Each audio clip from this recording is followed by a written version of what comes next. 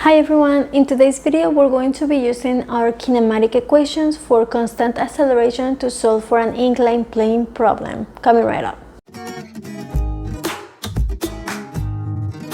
Our question is, a skier is gliding along at 3 meters per second on horizontal frictionless flow. So we know that our initial velocity is 3 meters per second.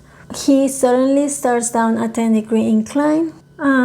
His speed at the bottom is 15 meters per second, so we actually know our V1 as well. What is the length of the incline? So what we're looking for is the length here, which is at the end of the day our x1. And how long does it take him to reach the bottom? So we have two different questions here.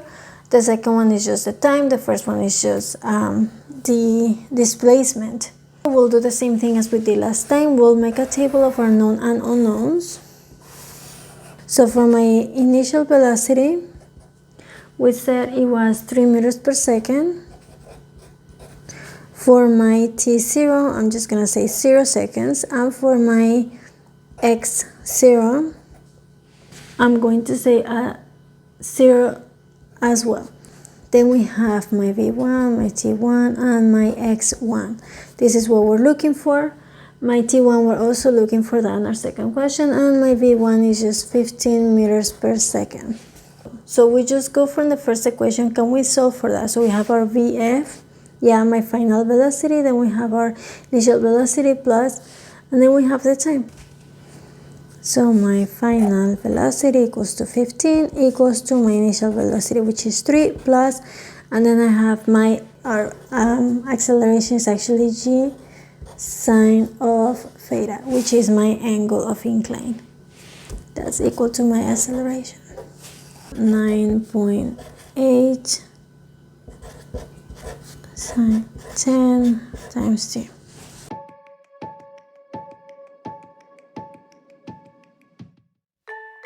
So my t equals to, if you plug that in your calculator, you get 7.05 seconds. That's for your second question. So for my first one, so let's see if we can solve it with the second equation. All you do is your x1 equals my x0, which is just 0, plus my initial velocity, which is 3 times my time.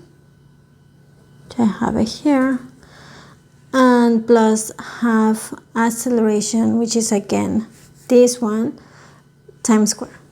Or we can also use, we were able to use this from the beginning, my third equation. The third equation, I have my final velocity square, so I have see, you don't need the time for this, and I think it's a little simpler. See, so you can actually use more than one equation if you have more known variables here. So in this case, I have 15 squared equals to 3 squared, which is this one, plus 2, and then I have my, again, 9.8 sine 10, and my displacement, which is so that's actually x. So then we can just solve for that.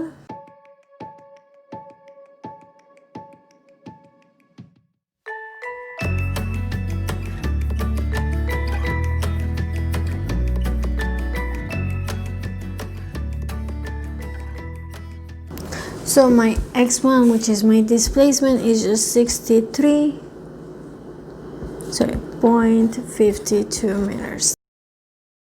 So to summarize what we just did, in this problem, we did the exact same thing as in a free fall problem. The only difference is that we had to account for an inclined plane to solve for our equations, but we were able to use our kinematic equations because the acceleration is constant as well. If you have any questions regarding what we just saw, please just let me know.